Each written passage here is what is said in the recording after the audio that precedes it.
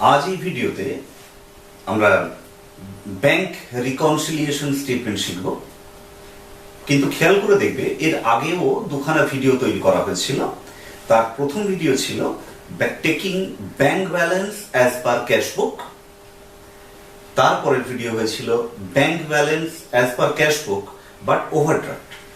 আমরা জানি যে ব্যাংক রিকনসিলিয়েশন স্টেটমেন্ট যখন আমাদের করতে বলে তখন চারটি ব্যালেন্স, তার মধ্যে যে কোনো একটা ব্যালেন্স কোয়েশ্চেন পেপারে কিন্তু দেয়ার প্রোভাইড করে। কি কি সেগুলো? ক্যাশবুকে দুরকম ব্যালেন্স হতে পারে, আইদার ফেভারেবল অর ওভারড্রাফট। আমরা জানি ক্যাশবুকে ডেবিট ইন্ডিকেট করে favourable balance, credit balance indicate করে ওভারড্রাফট ব্যালেন্স। আবার পাসবুকেরও দুরকম ব্যালেন্স হতে পারে, একটা ডেবিট একটা ক্রেডিট। কিন্তু রিলেশন হচ্ছে ক্যাশবুকে জাস্ট উল্টো। ক্যাশবুকের ডেবিট মানে ফেভারেবল, পাসবুকের ক্রেডিট মানে ফেভারেবল। ক্যাশবুকের ক্রেডিট মানে ওভারড্রাফট আর পাসবুকের ডেবিট মানে ওভারড্রাফট। তো যাই হোক, আমরা অলরেডি ক্যাশবুকের দুরকম ব্যালেন্স অর্থাৎ ফেভারেবল আর ওভারড্রাফট ব্যালেন্স নিয়ে দুখানা ভিডিও দেখে ফেলেছি। তো আজকে 3 নম্বর ভিডিও বিআরএস এর উপর, সেটি করব পাসবুকের ফেভারেবল ব্যালেন্স। ওকে, তার মানে পাসবুকের ফেভারেবল ব্যালেন্স বলতে বোঝায় পাসবুকের ক্রেডিট ব্যালেন্স। তো আমরা যে অঙ্কটি করব, মানে তোমাদের যেটা পাওয়ার পয়েন্ট প্রেজেন্টেশনের মাধ্যমে যেটা দেখাবো, সেটাকে আগে তোমাদের সামনাসামনি একটু আলোচনা করে নিচ্ছি। ওকে, দেখবে অঙ্কটি যখন করবে সেখানে দেয়া রয়েছে bank balance as per passbook within bracket credit. তাহলে পাসবুকের ক্রেডিট ব্যালেন্স মানে বোঝায় ফেভারেবল ব্যালেন্স। ওকে, তাহলে আমরা যখন আমাদের একটা সিস্টেম আছে, আমরা জানি যে আমরা রাফে মানে অঙ্কটা হয়ে যাওয়ার পরে নিচে ওয়ার্কিং নোটে একটা সিআরপি, মাইন্ড দ্যাট এটা কিন্তু পেন্সিল ইউজ করবে। অঙ্কটা হয়ে যাওয়ার পরে তারপর মুছে দেবে। তো আমরা কি করি না, একটা সি লিখি একটা পি লিখি। তারপর কি বলেছিলাম, খুব সহজে মন্ত্রের মতো মনে রাখবে যে যার ফেভারেবল তার মাথায় tick, in case of overdraft opposite সাইডে টিক দিতে হবে। তো এখানে অঙ্কটায় বলা হয়েছে bank balance as per passbook credit, তার মানে কি পাসবুকের ফেভারেবল ব্যালেন্স। কি বলেছিলাম, যার ফেভারেবল তার মাথায় টিক। তো যেহেতু পাসবুকের ফেভারেবল, তাহলে টিকটা কোথায় দেব? পি এর মাথায়। ক্লিয়ার? এবার যখন অঙ্কটা আমরা প্রসিড করছি, সেখানে nature of causes of discrepancy অর্থাৎ গরমিলের কয়েকটা কারণ উল্লেখ করা হয়েছে। সেই কারণগুলিকে আমার আইদার প্লাস করতে হবে অর মাইনাস করতে হবে। তো প্রথম কারণটা দেখো, বলা হয়েছে cheque issued but recorded in the debit side of cashbook. Cheque issued মানে চেক কাটা হয়েছে, কিন্তু recorded in the debit side of cashbook. এবার টাকাটা হচ্ছে 2000 টাকা। তো দেখো, চেক যদি কাউকে 2000 টাকা চেক কাটি, তাহলে কি করি আমরা? ক্যাশবইয়ের ক্রেডিট দিকে নর্মালি লিখি। নর্মালি মানে এটাই ঠিক, কাউকে চেক দিচ্ছি তাহলে ক্যাশবইতে ক্রেডিট দিকে লিখবো, ব্যাংকের ঘরে 2000 টাকা। তো সেই ক্ষেত্রে ক্যাশবই কমে যায়। কিন্তু আমরা কি করেছি, ক্যাশবইয়ের ডেবিট দিকে লিখে দিয়েছি। তার মানে অ্যাকচুয়ালি কি ক্যাশবইতে কমানো হয়েছে বোঝাচ্ছে, না বাড়িয়ে দিয়েছি বোঝাচ্ছে? বাড়িয়ে দিয়েছে, যেহেতু ডেবিট দিকে লিখেছে। তাহলে ক্যাশবই কি হয়েছে? প্লাস 2000। এই যে ভুলটা, এই ভুলটা ক্যাশ বইতে হয়েছে, ব্যাংক তো ভুল করেনি। তার মানে আমাদের অপোজিট সাইড, উল্টো দিকটা ঠিক আছে ধরে নিতে হবে। তাহলে যাকে চেক কেটেছি সে যখন ব্যাংকে চেকটা প্রেজেন্ট করবে, ব্যাংক নিশ্চয়ই তাকে পেমেন্ট করবে। তাহলে ব্যাংক যদি তাকে পেমেন্ট করে দেয় 2000 টাকা, তাহলে পাসবই ব্যালেন্স কি হয়েছে? Naturally minus 2000। দেখো গন্ডগোল হয়ে গেল। ক্যাশ বইতে যেহেতু ডেবিট করেছি সেই জন্য হয়ে গেছে প্লাস 2000, আর আসলে যেহেতু চেকটা কেটেছি, তাহলে লোকটি যখন ব্যাংকে যাবে, ব্যাংক তাকে টাকা দিয়ে দিয়েছে, তাহলে পাসবই ব্যালেন্স হয়ে গেছে minus 2000। Now what is the difference between plus 2000 and minus 2000? কারণ ডিফারেন্স নিয়েই কিন্তু ব্যাংক রিকনসিলিয়েশন স্টেটমেন্ট তৈরি করা হয়। ক্লিয়ার? দেখো, ডিফারেন্স বের করার জন্য আমরা মাঝখানে একটা মাইনাস সাইন দিয়ে দিলাম, ব্র্যাকেট দিয়ে দিই। তাহলে দেখো কি হচ্ছে, প্লাস 2000 মাইনাসে মাইনাসে প্লাস 2000। তাহলে কত টাকা গন্ডগোল হলো? Difference is for 4000 rupees. Okay, তাহলে ক্যাশ বই ব্যালেন্স বেড়ে আছে, পাস বই ব্যালেন্স কমে আছে। ক্লিয়ার? যেহেতু পির মাথায় টিক দেওয়া রয়েছে, তাহলে পিটাকে চেপে ধরলাম, কি দেখতে পাচ্ছি? প্লাস। তার মানে যখন আমরা অঙ্কটা করব তখন ওই 4000 টাকা প্লাস করতে হবে। ক্লিয়ার? পরে দেখো, পরে বলা হয়েছে cheque deposited for rupees 10,000 on 25th March, of which check for rupees 2,000 collected and credited by bank on 24th April. তাহলে দেখা গেল যে ডিউরিং মার্চ মানে এই মাসের মধ্যে আমি 10,000 টাকা চেক কেটেছি, চেক জমা দিয়েছি ব্যাংকে, কিন্তু তার মধ্যে 2,000 টাকার চেক ব্যাংক পরের মাসে এন্ট্রি করেছে। ক্লিয়ার? তাহলে কি ঘটনাটা ঘটেছে না, ক্যাশ বইতে আমি 10,000 লিখেছি, কিন্তু ব্যাংক 2,000 পরের মাসে লিখেছে, তার মানে এই মাসের মধ্যে কত লিখেছে? 8,000। তাহলে দেখো পরিষ্কার বোঝা যাচ্ছে ক্যাশ বইতে হয়ে আছে 10,000, পাস বইতে হয়েছে 8,000। তার মানে কি ইন্ডিকেট করছে? ক্যাশ বই প্লাস, পাস বই minus, but amount of difference is 2,000। Clear? তাহলে আবার সেই পাস বই চেপে অঙ্ক করছি, অপোজিট সাইডে যেহেতু প্লাস লেখা আছে, এই 2,000 টাকাটাকে কিন্তু যোগ করতে হবে। ক্লিয়ার? নেক্সট দেখা যাক।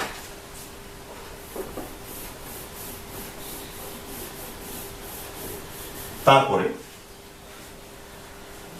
Dividend the credit side of cash book wrongly undercast. Cash বইয়ের ক্রেডিট দিকটা কমে গেছে। এখন দেখো আমরা কি জানি, ক্যাশ বইয়ের ডেবিট দিকে রিসিপ্ট লেখা হয় আর ক্রেডিট দিকে পেমেন্ট লেখা হয়। আমরা যদি এইভাবে দেখি যে কাউকে 100 টাকা দিয়েছি, চেক দিয়েছি, তাহলে ক্যাশ বইয়ের ক্রেডিট দিকে 100 টাকা লেখা উচিত, কিন্তু ভুল করে আমি 10 টাকা লিখে দিয়েছি। ক্রেডিট দিকেই লিখেছি কিন্তু 10 টাকা লিখেছি। এটা কি ইন্ডিকেট করে? ক্যাশ বই কমে গেল 90 টাকা, কিন্তু যাকে চেক কেটেছি তার হাতে তো 100 টাকার চেক আছে, ন্যাচারালি সেই যখন ব্যাংকে গেছে ব্যাংক তাকে কত দিয়েছে? 100 টাকা। তাহলে ক্যাশ বইয়ের ক্রেডিট দিক কমে যাওয়া বলতে ক্যাশ বই কি কমে যাওয়া বোঝায়? না, ক্যাশ বইয়ের ক্রেডিট দিক কমে যাওয়া বলতে বোঝায় খরচ কমে গেছে। তো ন্যাচারালি খরচ কমে যাওয়া বলতে কিন্তু ক্যাশ বই বেড়ে গেছে বোঝাবে। তাহলে পাস বই কি হয়েছে? কমে গেছে। ওকে, তাহলে আবার সেই পাস বই ধরে করছি, যেহেতু অপোজিট সাইডে প্লাস দেখছি, এই টাকাটাকেও আমাদের যোগ করতে হবে। Clear? Next, bank had met a pay order. Bank একটা পে অর্ডার পেমেন্ট করে দিয়েছে। তাহলে ব্যাংক যখন পেমেন্ট করবে, খুব স্বাভাবিকভাবেই যে আমার যে টাকাটা ব্যাংকে জমানো ছিল সেখান থেকে টাকা নিয়ে ব্যাংক তাকে পেমেন্ট করেছে। আর ব্যাংক যখন লিখবে, ন্যাচারালি ক্যাশ বইতে লিখবে না, পাস বইতে লিখবে, তাহলে পাস বই কমে গেল। কিন্তু ক্যাশ বই জানে না, ক্যাশ বই বেড়ে আছে, আবার সেই পি ধরে করছি, তাহলে প্লাস করবো টাকাটা। Clear? Next, dividend directly collected by bank. Bank সরাসরি ডিভিডেন্ডের টাকা আদায় করেছে। তাহলে ব্যাংক যদি টাকা আদায় করে তাহলে কি হয়েছে? পাস বই বেড়ে আছে, আর ক্যাশ বই কি হয়েছে? ক্যাশ বই কমে আছে। তাহলে আবার একই ব্যাপার, পাস বই চেপে ধরলাম, তাহলে যেহেতু সি মাইনাস হয়ে আছে এটিকে আমার বিয়োগ করতে হবে। তো মোটামুটি বোঝানো গেল। এরপরে তোমরা আবার পাওয়ার পয়েন্ট প্রেজেন্টেশনটা ভালোভাবে ফলো করো। আমরা যেটা রাফ করে করলাম সেটা ওখানে পরিষ্কারভাবে দেখতে পাবে।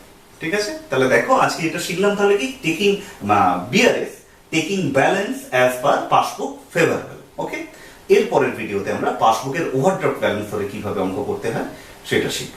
ওকে, From the following particulars, prepare a bank reconciliation statement as on 31st March 2019। তো কি বলছে না, 2019 সালের 31st মার্চ তারিখে একটি ব্যাংক রিকনসিলিয়েশন স্টেটমেন্ট আমাদের তৈরি করতে হবে। ওকে, তো ইনফরমেশন কি আছে দেখা যাক।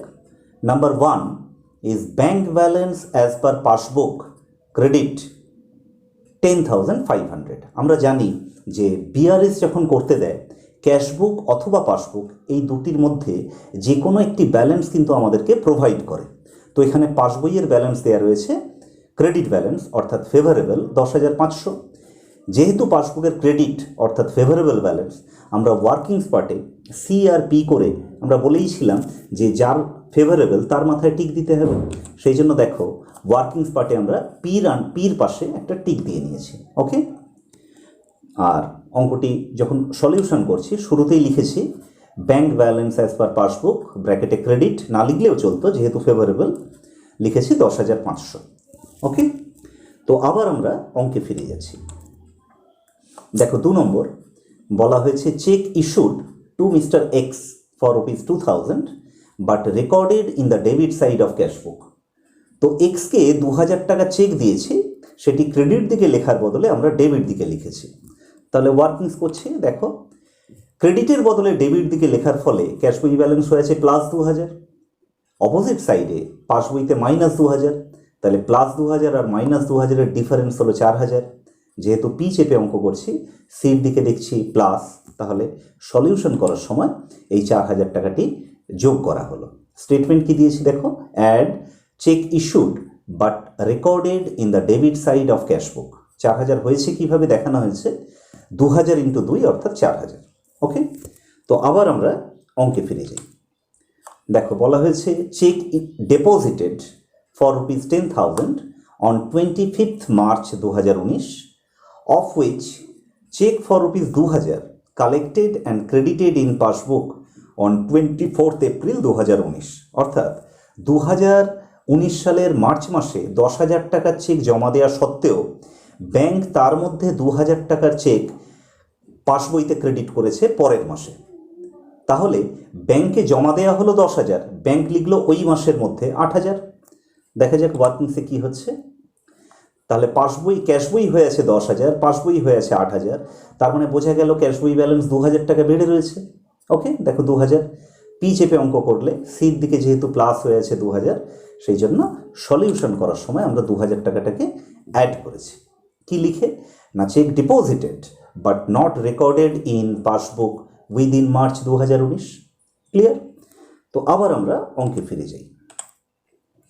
দেখো বলা হয়েছে the credit side of cashbook was wrongly undercast by ₹500। অর্থাৎ ক্যাশ বইয়ের ক্রেডিট দিক অর্থাৎ খরচের দিক 500 কমে গেছে। তো সলিউশন কি করছি দেখা যায়।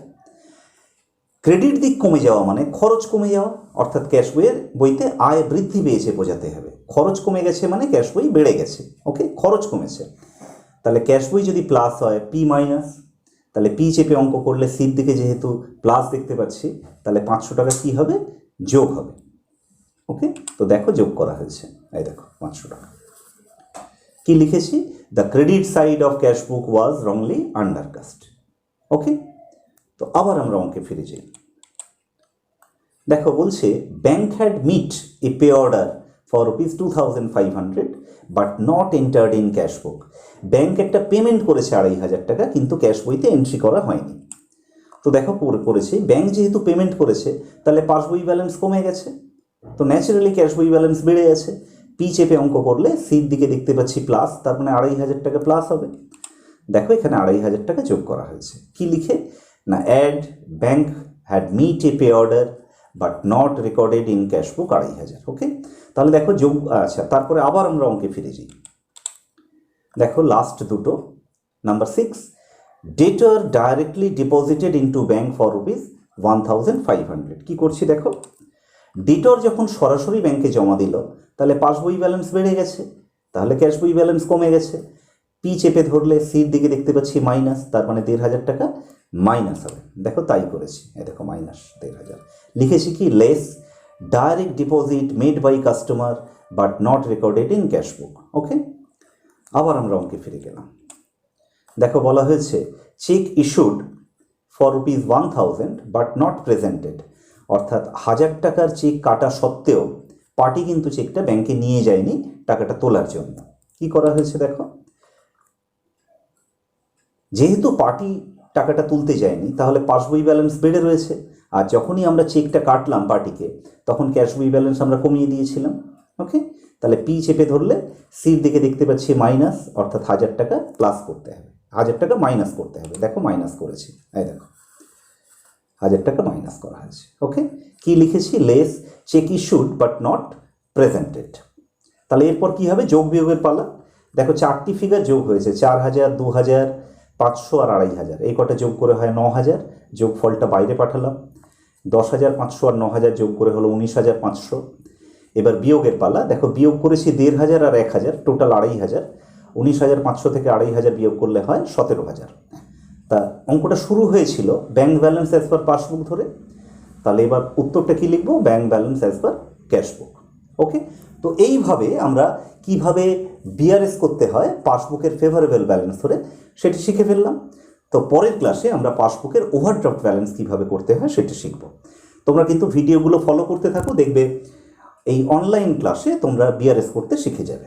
ওকে, তো রাখছি আজকে।